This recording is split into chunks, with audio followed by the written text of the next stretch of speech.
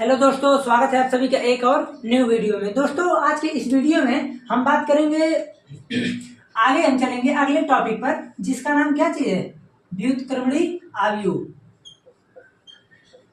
लेकिन इसका हम नाम इसलिए नहीं लिखे थे क्योंकि अभी आप लोग रैंडमली में खुद बोलेंगे कि हाँ अब बहुत अच्छे तरीके से समझ में आ गया। नाम लिख देंगे तो पहले ही जानेंगे क्या वाला है, कितना कठिन होगा, कुछ नहीं है। देखिए बहुत ही आसान है। होता क्या है, जैसे आप लोगों से जब हम मल्टीप्लाई में बता रहे थे कि ए क्रॉस बी जब निकालते हैं, यानी जब ए डॉट बी निकालते हैं, यानी दो लोगों का जब दो मैट्रिक्स का मल्टीप्लाई करते हैं, तो वहां पर हम सिंपली क्या बताए थे, कभी कभी हो सकता है कि दो मल्टीप्लाई का यानी दो मैट्रिसेज का, मान लीजिए ए मैट्रिक्स है ए और ये मैट्रिक्स है बी, यानी दो अवयव ए और बी, हो सकता है कि दोनों का मल्टीप्लाई 0 हो जाए। आप कहेंगे बिल्कुल हो सकता है, कुछ भी हो सकता है। और कभी कभी हो सकता है कि मान लीजिए एक कोई मैट्रिक्स है ए, कोई मैट्रिक्स है बी, दोनों का मल्टीप्लाई किए तो यहाँ पर आ गया तत्समक अवयव। तत्समक अवयव, तत्समक अवयव क्या होता है, आप कहेंगे तत्समक अवयव यानी आइडेंटिटी मैट्रिक्स। तो अगर कहीं भी आपको मिल गया ए बी बराबर आई, तो उसे ही हम बोलते हैं कि व्युत्क्रमणी अवयव। लेकिन अभी इसमें का जो मेन मैटर है हम वो बता रहे हैं। आपको केवल इतना जानना था कि दो अवयव का मल्टीप्लाई अगर सिंपल सीधा साधा आई आ जाता है, आई क्या है, तत्समक अवयव। अब जैसे मान लीजिए आप अगर 2x2 का मैट्रिक्स ले रहे हैं, 2 3 5 1, अगर मान लीजिए इसी का रेंडमली कोई मैट्रिक्स यहाँ पर लेंगे और इसका मल्टीप्लाई अगर 1 0 0 1 यानी तत्समक अवयव आ जाता है, तो हम कह देंगे सिंपली कि देखिए अब इसको मैटर इसमें का जो है इसको समझिए, दो मल्टीप्लाई का, दो मैट्रिक्स का मल्टीप्लाई कितना आया, तत्समक अवयव अगर आता है तो हम कह देंगे हाँ ये व्युत्क्रमणी अवयव है, इन्वर्टिबल है। लेकिन अब समझिए, जैसे मान लीजिए यहाँ पर अवयव ए है, अवयव ए है, तो हम ये बोलेंगे कि अवयव ए का व्युत्क्रमणी अवयव संभव है। ठीक है, तो यहाँ पर हम केवल यही चीज हमको देखना था। सिंपल क्या किए, जैसे मान लीजिए कोई अवयव ए है, अगर मान लीजिए यहाँ पर कोई अवयव बी मिल जाता है आपको, जैसे यहाँ पर मैं बता रहा था ए और बी, अगर मान लीजिए इसका मल्टीप्लाई आई आ जाता है तो हम ये कह देंगे, देखिए बच्चों, तो उसको हम बता रहे थे कि यहाँ पर अगर मान लीजिए दो अवयव है, कोई भी दो अवयव है, जैसे ए बी हो गया और यहाँ पर ए क्या है, मैट्रिक्स ए, ये मैट्रिक्स बी, दो अवयव है, दोनों का मल्टीप्लाई आइडेंटिटी यानी तत्समक अवयव आ जाता है, तो हम ये बोलते हैं कि ध्यान से सुनिएगा, अवयव ए को, अवयव ए है और ये अवयव बी, तो इसमें का जो आप लोगों को कहना है इसको समझिएगा। जैसे अगर मान लीजिए अवयव ए का जब हम लेंगे, दोनों में थोड़ा सा अंतर है केवल, जैसे अवयव ए का ले रहे हैं तो हम सिंपल ये बोलेंगे कि बी को अवयव ए का व्युत्क्रम अवयव बोलेंगे। जैसे देखिए अवयव ए था तो यहाँ पर हमको बी मिला, तो हम ये बोलेंगे कि बी को ए का व्युत्क्रम अवयव कहेंगे। ओके, बी को यानी जो सेकंड नंबर है उसी को बोलेंगे, सिंपल सीधा साधा समझिए। जैसे मान लीजिए ए बी है तो हम बोलेंगे कि बी को ए का व्युत्क्रम अवयव बोलेंगे। अगर हमें ये कह दें कि बी ए आ जाएगा तो आप सिंपल बोल देंगे कि ए को बी का व्युत्क्रम अवयव बोलेंगे, ए को बी का व्युत्क्रम अवयव कहेंगे। ओके, अवयव कहेंगे। अब देखिए इसमें एक न्यूमेरिकल केवल पूछता है एमसीक्यू में कि व्युत्क्रम कब संभव है, तो ए बी बराबर आई बराबर बी ए, यानी बी को ए का तथा ए को बी का, दोनों का मतलब सेम है, अवयव कहते हैं। अब देखिए इसको जो निकालने का तरीका है, जैसे अगर निकालने का तरीका हम देखें तो पिछली बार जो है आप लोगों को सिलेबस में कुछ था, जैसे 2x2 का मैट्रिक्स का था, उसके बाद 3x3 का जब हम लोग पढ़ रहे थे तो उस टाइम था। तो इस टाइम जो है आप लोगों में केवल कुछ नहीं है, इसका व्युत्क्रम अवयव आपको समझना था कि अगर दो अवयव का मल्टीप्लाई तत्समक अवयव आ जाता है तो हम ये सिंपल बोल देंगे कि बी को, ठीक है ना, जैसे मान लीजिए अगर ए बी है तो बोलेंगे कि बी को ए का व्युत्क्रम अवयव बोलेंगे, और अगर बी है तो ए को बी का व्युत्क्रम अवयव बोलेंगे। केवल आप लोगों में इतना ही है, एक नंबर का एमसीक्यू केवल यहीं से बनता है, तो इसको आप लोग कंडीशन को समझ लीजिए। उसके बाद अब यहाँ पर कुछ थोड़ा सा नियम है इसमें, जैसे अगर कोई व्युत्क्रम अवयव निकल रहा है किसी भी अवयव का, जैसे मान लीजिए यहाँ पर हम अवयव ए अगर बोले कि कोई अवयव ए है, ठीक है, इसका अगर व्युत्क्रम अवयव हम निकालेंगे तो इसमें कुछ एक प्रकार से गुण इसका क्या है कि ये अद्वितीय होता है। अद्वितीय का मतलब ये है कि प्रत्येक अवयव का अलग अलग होता है। ये नहीं कि किसी दो अवयव का सेम व्युत्क्रम अवयव हो जाए, नहीं, एक अवयव अगर है तो उसका एक ही केवल व्युत्क्रम अवयव निकलेगा, उसी को हम बोलते हैं कि अद्वितीय। अब जब आगे आप लोगों हम सारणी पढ़ाएंगे तो वहां से एकदम क्लियर हो जाएगा सब कुछ कि क्यों और कैसे क्या हो रहा है, क्योंकि वहां पर इसका एक फार्मूला निकलता है, A inverse equal to adjoint of A, और यहाँ पर आ जाता है डिटर्मिनेंट ऑफ ए। तो आप लोग अभी तो यहाँ पर कुछ नहीं जान रहे होंगे, केवल ए इनवर्स जान रहे हैं। ये जो व्युत्क्रम हम लिख रहे थे यहाँ पर सिंपल ए इनवर्स, इसी से हम डिनोट करते हैं जो भी अवयव है, जैसे ए है तो ए इनवर्स, बी है तो बी इनवर्स। ओके, तो यहाँ पर केवल इतना ही है, इतना इसमें था। अब हम चलते हैं, देखिए इसको मिटाते हैं। आप लोग एक चीज और ध्यान रखिएगा कि दो अवयव, जैसे दोनों अवयव हम जो भी ले रहे हैं उसका मल्टीप्लाई कुछ भी हो सकता है, कभी कभी किसी भी दो अवयव का मल्टीप्लाई 0 भी हो सकता है। तो इसका मतलब ये नहीं है कि दोनों अवयव का 0 होना अनिवार्य है, नहीं, हो सकता है कि दोनों अवयव का में से एक 0 हो, एक या तो ए 0 हो जाए तो हो सकता है कि दोनों ही ना 0 हो तो भी 0 हो सकता है। तो इसी कंडीशन को एक सेम मैं समझ लीजिए कि दो अवयव का मल्टीप्लाई अगर तत्समक अवयव आ जाए। ओके, तो आगे चलते हैं। अब देखिए विविध उदाहरण के प्रश्नों को बता देते हैं, उसके बाद तब हम चलेंगे विविध प्रश्नावली पर। कोशिश ये करेंगे कि इसी में खत्म कर दें, वैसे देखते हैं कितना प्रश्न है, उसके बाद सब तब हो जाएगा। देखिए अब इसमें जब हम आगे चलते हैं तो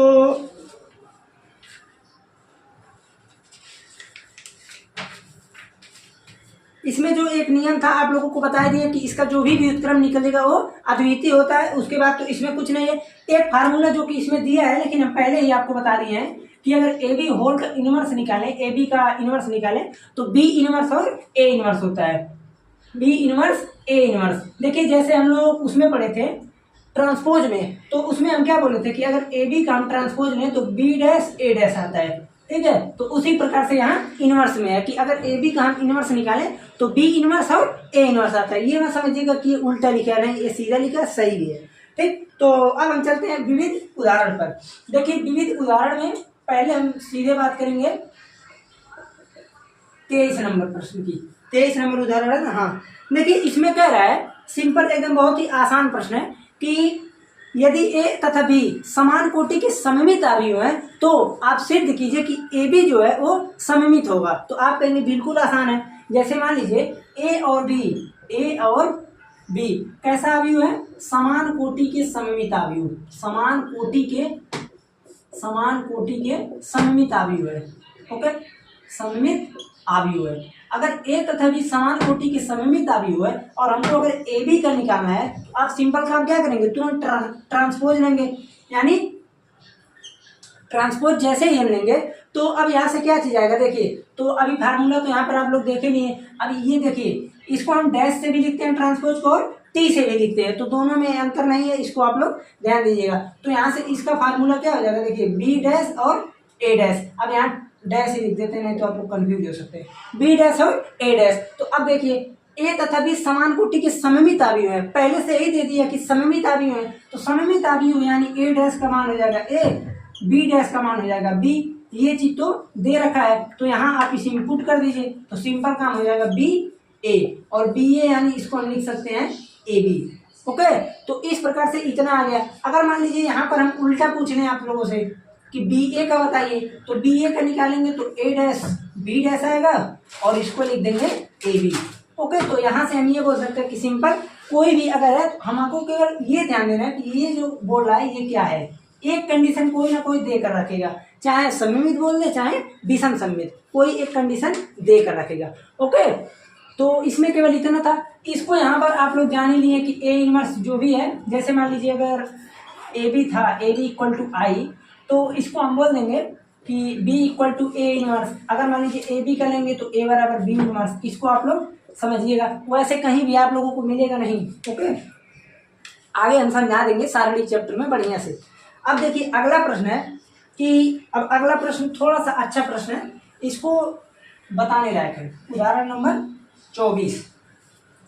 देखिए 24 उदाहरण बोल रहा है, सिंपल कह रहा है कि मान लीजिए कोई अवयव ए है, ए अवयव दे दिया 2, -1, 3 और 4 अवयव ए।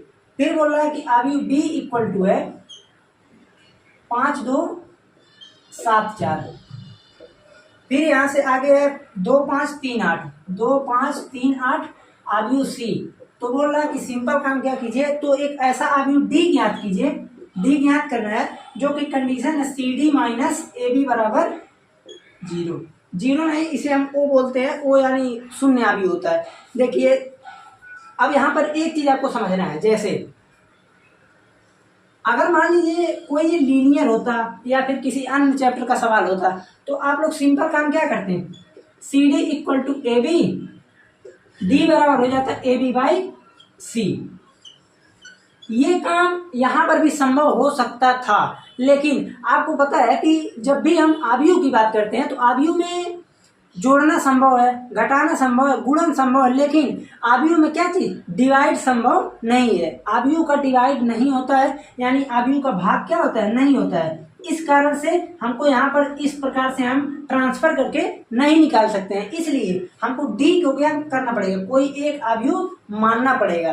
तो डी को हम आव्यूह अब कोई सा भी एक ले लेते हैं, ए इस मान सब कुछ लेंगे, A B C D. Okay, आव्यूह को हम डी, अब यहाँ पर जो है डी आव्यूह को हम क्यों माने हैं, तो अब आपको समझना चाहिए यहाँ पर कि अगर इसका डिवाइड संभव होता तो हम सिंपल काम करते, डिवाइड करके अपना निकाल लेते, लेकिन यहाँ पर इसका डिवाइड पॉसिबल नहीं है, इसलिए सिंपल काम क्या कि इसको हम कोई आव्यूह मान लेंगे, मानेंगे मल्टीप्लाई करके, उसके बाद हम इसको शून्य आव्यूह से समान आव्यूह से निकाल लेंगे। तो अब करना क्या है, देखिए इसी में डायरेक्टली पुट कीजिए सी डी, देखिए 2 5 3 8, ये हो गया सी।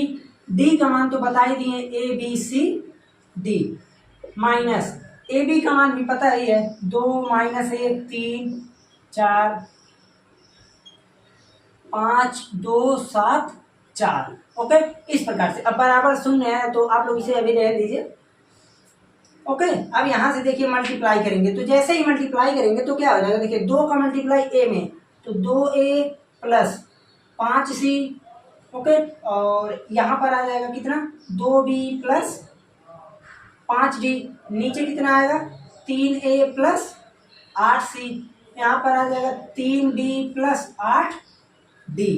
ओके, अब देखिए क्या करेंगे, माइनस इसको करेंगे, 2 का मल्टीप्लाई 5 में होगा तो 2 पंजे हो जाएगा 10, और 1 का मल्टीप्लाई 7 में, तो 10 में से 7 गया बचेगा 3, 2 का मल्टीप्लाई 2 में 4 माइनस 4 यानी 0, 3 पंजे 15 और 7 चौक होता है 28, 28 15 हो जाएगा 43, 15 28 43, ठीक है। 3 दूना 6 और यहाँ पर हो जाएगा 4 चौक 16, 16 6 22, ये ये चीज आ गया। अब बराबर 0 है, आपको पता है, तो बराबर 0 हम लगाएंगे, इस चीज को उधर भेज देंगे, इधर भेजने के बाद सीधे हो जाएगा, देखिए 2a plus 5c, 2b plus 5d, और यहाँ से आ जाएगा 3a plus 8c, 3b plus 8d। Okay, और इक्वल टू हो जाएगा किसके, 3 0 43 22।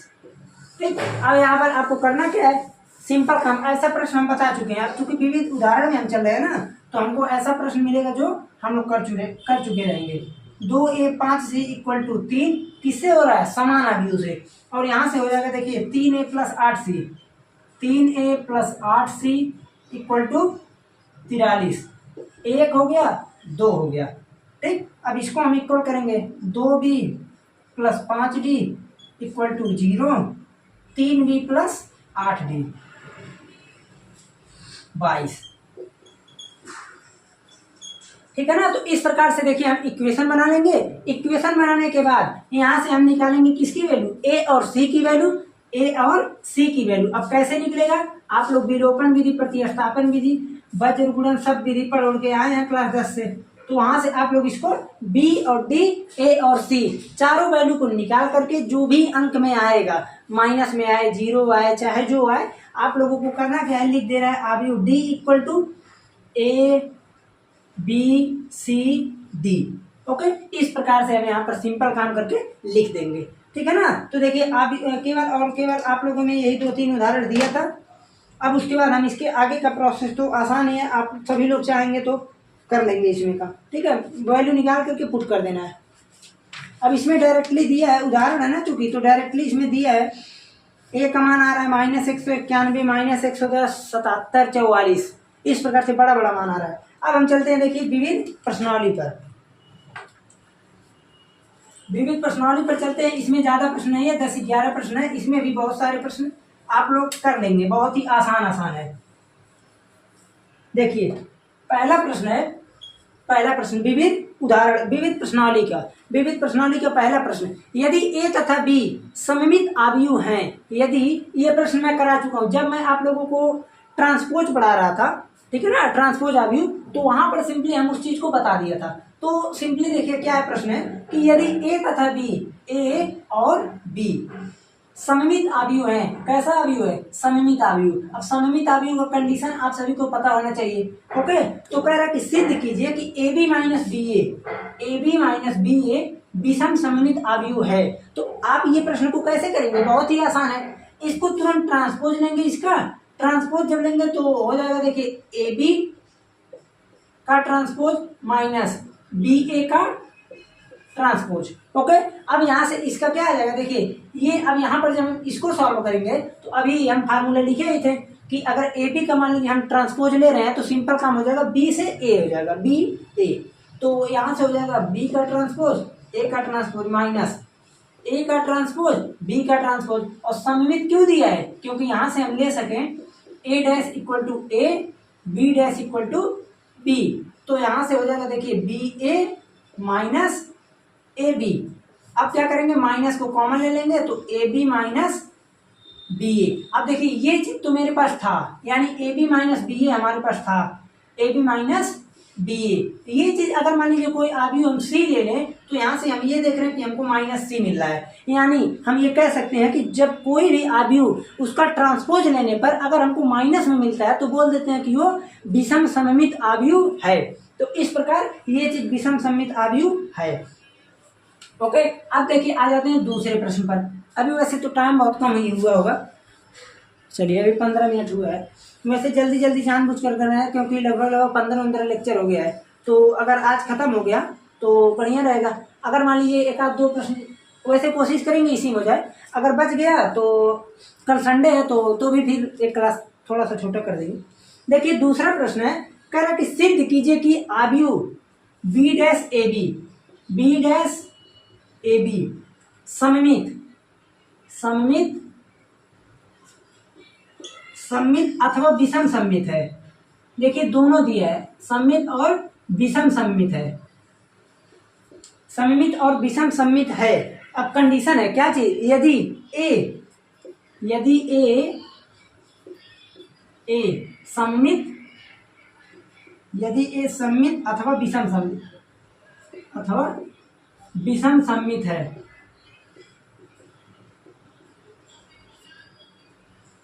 देखिए क्यों दिया है ये चीज, क्योंकि यहाँ पर जैसे प्रश्न में क्या दिया है, सिद्ध कीजिए कि आव्यूह बी डैश ए बी सममित या विषम सममित दोनों है। अब दोनों है तो भी दो कंडीशन दिया भी है, यहाँ भी ये सममित है अथवा विषम सममित है। तो पहला काम हम इसका ट्रांसपोज लेते हैं। तो देखिए बी डैश ए बी, इसका जैसे ही हम ट्रांसपोज लेंगे तो क्या हमको मिलेगा, आप कहेंगे कि अगर इसका ट्रांसपोज हम लेते हैं तो हमको मिल जाएगा किसी, अब यहाँ पर 3 है ना, तो 3 है तो किसी दो को एक मान लीजिए। जैसे अगर मैं मान लेता हूँ कि ये अलग है और ये दोनों एक ही में है, तो यहाँ से क्या हो जाएगा, देखिए आप कहेंगे कि ए बी का होल डैश। ओके, क्यों हुआ है, क्योंकि ए बी अगर है तो बी डैश ए डैश, और यहाँ से हो जाएगा बी डैश का डैश। ओके, ये चीज आ गया। ए बी का फिर से होल डैश है, तो बी डैश ए डैश, और यहाँ से आ जाएगा बी डैश का डैश हो जाता है बी। अब यहाँ पर प्रश्न में दिया है ए सममित है। अब आप लोग ध्यान से सुनिए, अगर ए सममित है तो माइनस ए होगा, और अगर नहीं सममित होगा तो प्लस ए होगा। यदि विषम सममित है तो माइनस ए होगा। तो अगर मान लीजिए हमको सममित लाना है तो ए डैश बराबर ए रखेंगे, तो यहाँ से क्या निकलेगा, बी डैश ए बी, यही चीज मिल रहा है ना। ओके, और यहाँ से अगर मान लीजिए माइनस ए रखेंगे, तो हो जाएगा बी डैश ए बी, लेकिन यही आ जाएगा माइनस में। तो यहाँ पर क्या ही हुआ, देखिए सिंपल काम जो था, मान लीजिए सी था तो सी मिल गया, यहाँ पर माइनस सी मिल गया। ओके, तो ये था सिंपल कंडीशन के अनुसार ए के अनुसार हो रहा है सब कुछ। अगर ए सममित है तो पूरा सममित, ए अथवा विषम सममित है तो पूरा विषम सममित। ठीक, इस प्रकार से आप लोग कर सकते हैं। तीसरा प्रश्न, चलिए इसको दूसरे को आप लोग नोट कर लीजिए, तब तक हम तीसरा छाप देते हैं यहाँ पर, यानी नोट कर देते हैं आप लोग। देखिए तीसरा प्रश्न क्या बोल रहा है कि x तथा y, x y तथा z के किन मानों के लिए मानों को ज्ञात करना है। यहाँ पर एक्स वाई जेड की वैल्यू को ज्ञात करना है। बोल रहा कि a बराबर, a दिया है क्या चीज, 0x x, फिर 2y, फिर उसके बाद है y minus y, z minus z, फिर z। कह रहा कि ये अवयव a है, तो इसमें हमको x y और z की वैल्यू को निकालना है, जहां पर कंडीशन क्या है, a dash a equal to I, इसी को संतुष्ट करता है। तो देखिए कैसे निकालेंगे, आप कहेंगे बिल्कुल आसान काम है। पहला काम तो हम करेंगे a डैश निकालेंगे, और जैसे ही a डैश निकला तो काम ही हो जाएगा 0 2y z x y minus z, x minus y z. Okay, ये रहा आपका a डैश। अब उसके बाद हम क्या करेंगे, इस इनपुट कर देंगे a डैश इंटू ए, तो a डैश इंटू ए करेंगे तो देखिए a डैश a क्या चीज निकलेगा, 0 2y z x y minus z, x minus y z. Okay, a dash a में जब हम लेंगे तो a इसको है, देखिए 0x x 2y y minus y z minus z और जेड। देखिए यहाँ का तो बिल्कुल आसान काम था, किए हुए कुछ नहीं है, सिंपल काम ए का ट्रांसपोज लिए है, उसके बाद कंडीशन में पुट कर दिए हैं। अब इसका आप लोग कीजिए मल्टीप्लाई। अब जैसे ही हम मल्टीप्लाई करेंगे देखिए क्या चीज आएगा, 0 का 0 में हो जाएगा तो 0, x का इसमें होगा तो प्लस एक्स स्क्वायर, फिर एक्स स्क्वायर का तो एक्स स्क्वायर। ओके, ये इसका काम खत्म हो गया। 0 का 2y में 0, इसका इसमें जाएगा तो हो जाएगा एक्स वाई, इसका इसमें जाएगा तो माइनस एक्स वाई। 0 का इसमें करेंगे तो 0, x का इसमें है तो minus z x plus z x. अब उसके बाद इसका नंबर इसमें लगेगा, 2y का इसमें लगेगा 0 में तो 0, y का इसमें तो plus x y minus x y. अब इसका हम ले चलते हैं इसमें, तो देखिए हो जाएगा 2y स्क्वायर, नहीं 4y होगा ना, देखिए 2 होता तो 4y square plus y square plus y square. और यहाँ से उसके बाद अब इसको जब इसमें ले जाएंगे तो देखिए 2y z minus y z minus y z. Okay, और अब जेड का इसमें ले जाएंगे तो कितना हो जाएगा, देखिए 0 minus z x plus z x. Z का इसमें ले जाएंगे तो 2y z minus z y minus z y, और यहाँ से आ जाएगा z square plus z square plus z square. ये चीज आ गया। अब इसको सिंप्लीफिकेशन करना है, इतना तो आप लोग कर ही सकते हैं। देखिए करना क्या है, सिंपल काम, ये यहाँ पर हम देख रहे हैं कि ये 0, ओके, ये 0 ये सब खत्म। ओके, सिंपल काम क्या बच रहा है, देखिए 0 नहीं 2x स्क्वायर 0 0 0, फिर उसके बाद बच रहा है 6y square 0 0 0 3y square. Okay, ये चीज बच रहा है। अब ये किसके बराबर है, आप कहेंगे तत्समक अवयव 1 0 0 0 1 0 0 0 1। अगर इसके बराबर है तो हम सिंपल काम यहाँ से कह देंगे कि समान अवयव अब आ गया, और अगर समान अवयव है तो इसके जितने भी करस्पॉन्डिंग एलिमेंट है यानी संगत अवयव होता है ना, तो संगत अवयव बराबर होंगे। तो 2x स्क्वायर बराबर 1, एक्स स्क्वायर बराबर 1/2, x बराबर प्लस माइनस 1/√2। सिमिलरली यानी इसी प्रकार से सेम इसी प्रकार से 6y स्क्वायर बराबर 1, y स्क्वायर बराबर 1/6, y बराबर प्लस माइनस 1/√6। सेम इसी प्रकार से 3y स्क्वायर बराबर 1, y स्क्वायर बराबर 1/3, y बराबर प्लस माइनस 1/√3। देखिए x y z की वैल्यू तीनों निकल गया। बहुत ही आसान था, देखने में कठिन था लेकिन था बहुत ही आसान। ठीक, आप लोग इसको नोट कीजिए, तब हम चलते हैं 4 नंबर पर। 4 नंबर को हम नहीं बताने वाले हैं, क्योंकि देखिए 4 नंबर प्रश्न और 5 तो हम 4 5 बताए हैं, लेकिन देखते हैं बताने लायक होगा तो बता देंगे। देखिए 4 नंबर प्रश्न क्या है, सिंपल पहले समझ लीजिए। 4 नंबर प्रश्न कह रहा है कि x के किस मान के लिए मल्टीप्लाई, यहाँ देखिए मल्टीप्लाई इसमें करना है 0, फिर कह रहा है कि 1 2 0, फिर 2 1 2 0 1, फिर 1 0 2, ओके इतना हो गया। फिर कह रहा है कि 0 2 x और बराबर है 0 भी हो गई। तो इसमें हमको मल्टीप्लाई करके x की वैल्यू निकालना है। इसको आप लोग मल्टीप्लाई खुद से कीजिएगा क्योंकि बहुत ही आसान है, इस चैप्टर में मल्टीप्लाई ही है। अगर वो भी नहीं आ रहा तो फिर क्या ही फायदा। ठीक, और 5 नंबर प्रश्न देखते हैं। 5 नंबर प्रश्न, चलिए थोड़ा सा इसको मिटाते हैं, आप लोग तब तक 4 नंबर कर सकते हैं। चलिए देखिए 5 नंबर प्रश्न क्या है, सिंपल कह रहा है कि यदि ए बराबर हमको कोई आव्यूह दे दिया है 3 1 -1 2, कह रहा है कि सिद्ध कीजिए कि a स्क्वायर -5a + 7i बराबर 0। ये चीज हमको प्रूव करना है। यहाँ पर भी सब कुछ आसान ही है लेकिन इसको बता देते हैं। जैसे इसमें करना क्या, देखिए a दिया है, हमको पहले a स्क्वायर चाहिए। a square equal to a into a करेंगे तो देखिए 3 1 -1 2, 3 1 -1 2, ये 2 चीज आ गया। यहाँ से अब इसको हम करेंगे मल्टीप्लाई, तो 3 का देखिए यहाँ से होगा तो कितना आएगा 9 -1 8, 3 का 1 में 3 2 5, -3 -2 -5 -1 और 4, तो 3 आना चाहिए, 3 आ गया, a स्क्वायर निकल गया। अब उसके बाद इसी के इसमें पुट कर देते हैं, तो a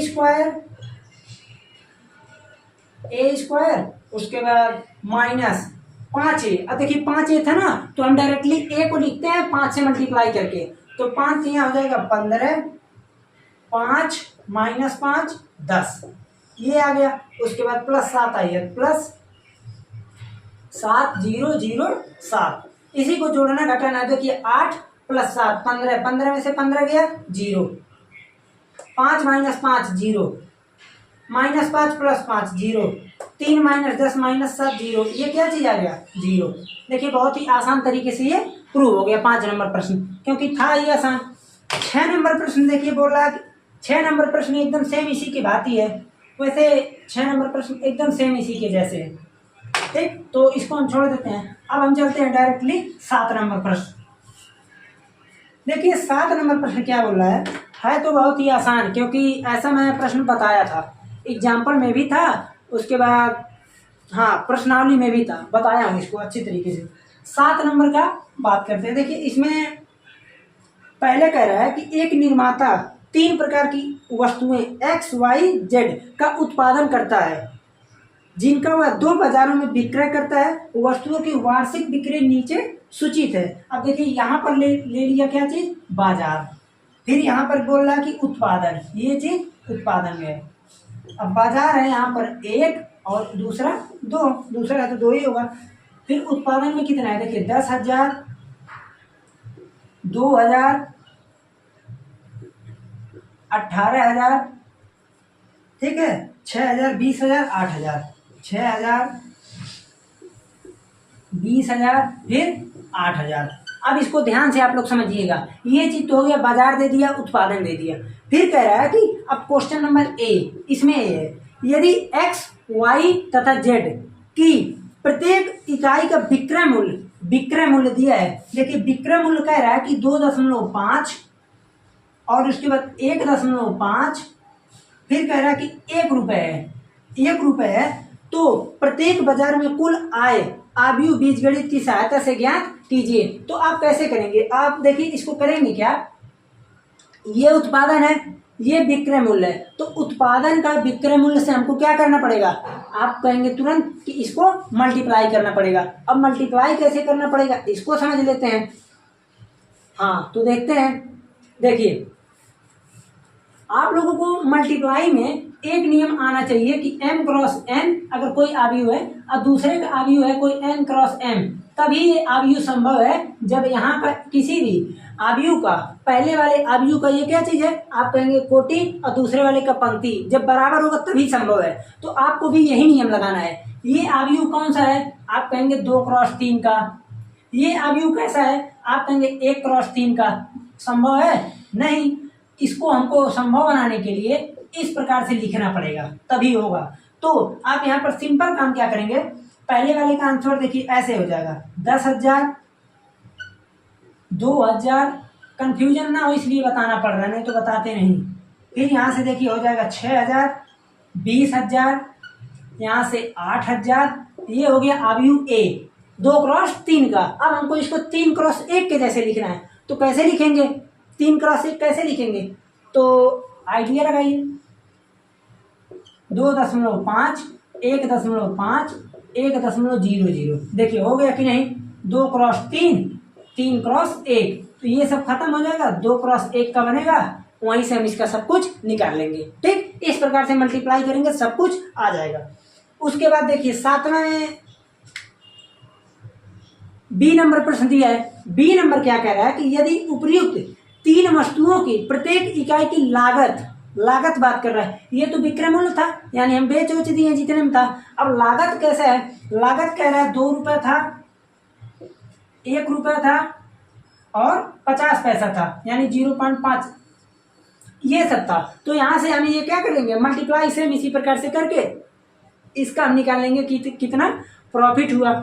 तो कुल लाभ ज्ञात कीजिए। तो देखिए आपको करना क्या है, इसमें ये लागत हुआ, ये वाले से जो निकलेगा ये बी हुआ, इससे जो भी चीज निकलेगा वो क्या चीज रहेगा? आप कहेंगे कि लागत। और यहाँ से ये जो यहाँ से निकलेगा वो क्या चीज निकला है? विक्रय मूल्य। विक्रय मूल्य हमको निकालना क्या है? लाभ निकालना है। तो लाभ बराबर हो जाएगा विक्रय मूल्य। विक्रय मूल्य यानी इतना हम बेच दिए, माइनस कर देंगे लागत को। ओके, तो यहाँ से आपका लाभ आ जाएगा। ये निकाल के दोनों घटा देंगे। ठीक है ना? तो देखिए इस प्रकार से 7 नंबर प्रश्न तक हो गया। 8वां नंबर प्रश्न देखिए बहुत ही आसान है। ये प्रश्न अभी आज ही कराए हैं। कौन सा नंबर प्रश्न है? विविध उदाहरण का प्रश्न नंबर 23 नहीं 24, एकदम सेम इसी के जैसा है। इसमें भी अवयव ए को हमको मानना पड़ेगा और वहां पर भी हमने अवयव डी को माना था, तो उसी प्रकार से होगा। देखिए कह रहा है कि अवयव एक्स ज्ञात कीजिए।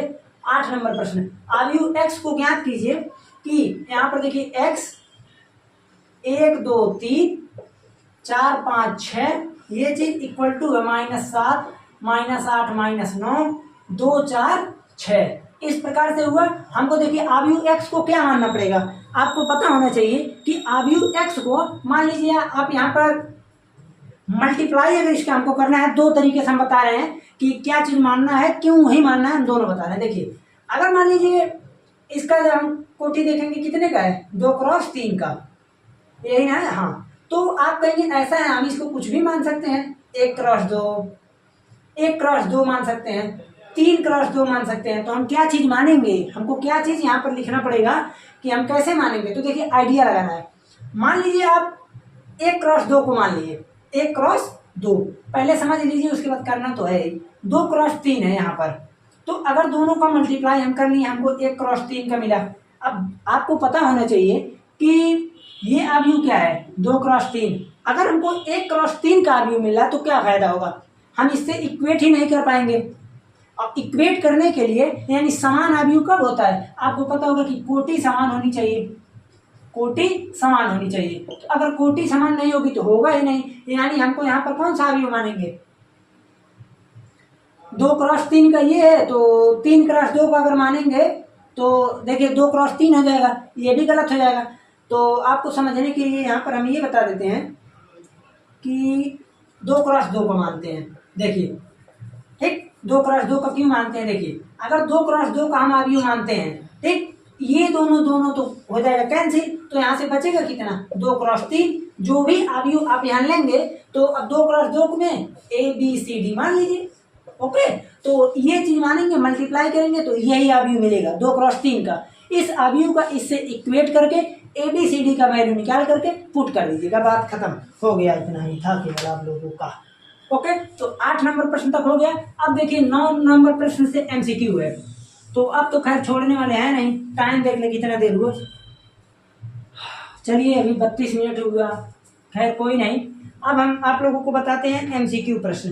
MCQ प्रश्न 9 नंबर, 10 नंबर और एक है 11 नंबर, 3 ही है ना। हाँ, फिर यहाँ पर सेम वही चीज दी है, अगर थोड़ा सा दिमाग लगाएंगे तो आ जाएगा।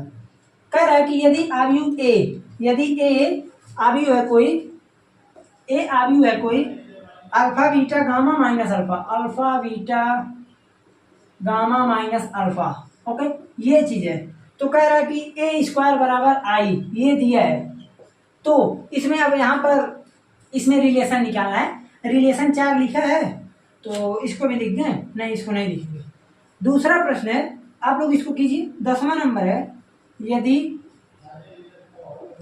एक आव्यूह सममित तथा विषम सममित दोनों है, ये तो बता चुका हूं, सममित तथा विषम सममित दोनों है, विषम सममित दोनों है, तो क्या होगा ये भी बताएं अच्छी तरीके से। फिर कह रहा है कि यदि एक वर्ग आव्यूह इस प्रकार है कि ए स्क्वायर बराबर ए, तो आई प्लस ए का होल क्यूब माइनस 7a किसके बराबर है। अब देखिए, आपको समझना होगा थोड़ा सा, जैसे जब हम बात करेंगे 9 नंबर प्रश्न की, तो 9 नंबर में हम ये देख रहे हैं कि हमको पहले ए स्क्वायर निकालना पड़ेगा। तो ए स्क्वायर निकालने के लिए जो भी आव्यूह दिया है उसी का हम उसी में मल्टीप्लाई करेंगे। तो जैसे ही मल्टीप्लाई करेंगे, देखिए यहीं पर बताते हैं, alpha beta gamma minus alpha, ये हो गया ए। फिर इसी का हमको मल्टीप्लाई करना है, तो इसलिए alpha beta gamma minus alpha, ये चीज हो गया। दोनों का करते हैं मल्टीप्लाई, ओके। तो देखिए यहां से जब इसमें हम इसको करेंगे तो क्या आ जाएगा, alpha square beta gamma, alpha beta minus alpha beta 0, यहाँ पर हो जाएगा alpha gamma minus alpha gamma 0। यहाँ से आ जाएगा, देखिए बीटा गामा, बीटा गामा होगा ना, हाँ बीटा गामा, फिर यहाँ से हो जाएगा प्लस अल्फा स्क्वायर। अब ये किसके बराबर है, आप कहेंगे 1 0 0 1 भाई, यानी अब यहाँ से समान आव्यूह के द्वारा हम कह देंगे कि हाँ यहाँ का जो करस्पॉन्डिंग एलिमेंट होगा वो इक्वल होगा, यानी alpha square plus beta gamma बराबर 1। तो अब इसको एक प्रकार से और लिख सकते हैं, 1 minus alpha square minus beta gamma बराबर 0, क्योंकि विकल्प में वही दिया है, 1 minus alpha square minus beta gamma, 1 minus alpha square plus beta gamma plus alpha square minus beta gamma, घुमाया, आपको यही आंसर सही है। अब देखिए 10 नंबर प्रश्न, यदि एक आव्यूह सममित तथा विषम सममित दोनों है, तो आव्यूह कौन सा होगा। ये मैं कई बार बताया हूं, ये शून्य आव्यूह होगा, शून्य आव्यूह। क्या होगा, कैसे होगा, आप लोग इसका ट्रांसपोज वाला लेक्चर पढ़ सकते हैं, परिवर्त आव्यूह जो निकालने को बोला था। और यहाँ पर देखिए 11 नंबर प्रश्न बहुत ही आसान है, कह रहा है कि ये स्क्वायर बराबर ए है, तो आई प्लस ए का होल क्यूब माइनस 7 है, बताइए क्या होगा। तो देखिए करना क्या है, पहले इसको तोड़ते हैं, तो आई क्यूब प्लस ए क्यूब प्लस 3a आई प्लस ए माइनस 7a, ये चीज हो गया। आई क्यूब का मतलब आई ही होता है, आई पे कितनों घात चढ़ा दे आई होता है, आई प्लस ए स्क्वायर इंटू ए प्लस 3, अब यहां से हो जाएगा ए आई स्क्वायर प्लस 3a स्क्वायर आई माइनस 7a।